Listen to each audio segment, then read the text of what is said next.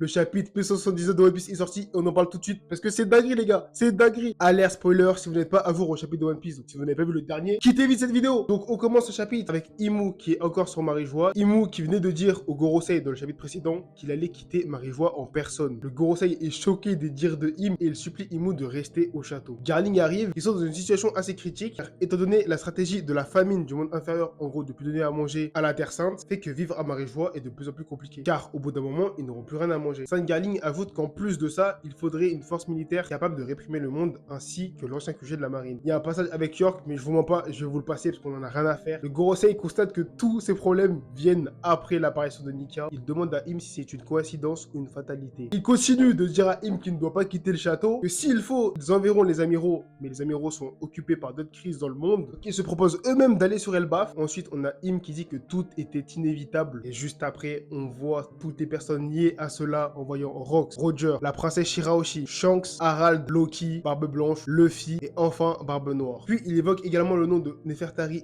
G, Lily, Joy Boy et David Jones. Donc ces trois noms liés au siècle oublié. Et enfin, Imu dit clairement qu'il veut Vivi. Donc je pense que Vivi aura un rôle très important pour Imu. Imu déclare que cela a commencé il y a bien longtemps. Et il se prépara avant de partir, il confie la Terre Sainte au Gorosei. Imu est déterminé et quitta le château. On est de retour sur Elbaf. Du côté de l'école, on a encore Usopp et Brook qui sont en PLS. On a Loki et Luffy qui sont en train de manger du coup suite au combat contre Imu. Et au passage, Luffy demande à Loki si du coup il a tué la personne qu'ils ont affrontée. Loki dit que non, ils sont seulement congelés, mais seulement Ranir peut faire fondre la glace. Le truc qu'ils savent pas, c'est que Imu entre temps, il s'étaille. Tout d'un coup, Nami constate un truc bizarre dans le ciel. Et des grands éclairs noirs apparaissent au-dessus du château d'Elbaf. Et au passage, les éclairs ont transformé les arbres et les maisons en trucs vivants. Un peu comme Big Mom à l'époque. D'un coup, un puissant Haki des rois apparaît et il est surpuissant. Imu arriva au château en crachant du sang. Donc je pense réellement que le fait que Imu se déplace en personne doit l'affaiblir sûrement. Sa silhouette sombre disparaît. Juste après, une personne est sur le toit du château. Cette personne est nul autre que le créateur du gouvernement mondial, l'un des 20 fondateurs. Son pouvoir, le fruit du démon, le roi du monde, Sainte Nerona Imu. Eh les gars, quand j'ai lu ça, déjà j'ai bugué. Comment pouvoir fruit du démon? Je me suis dit, il a oublié un truc, un type de fruit du démon. Mais en fait non, c'est vraiment fruit du démon. Et à sa silhouette, on voit bien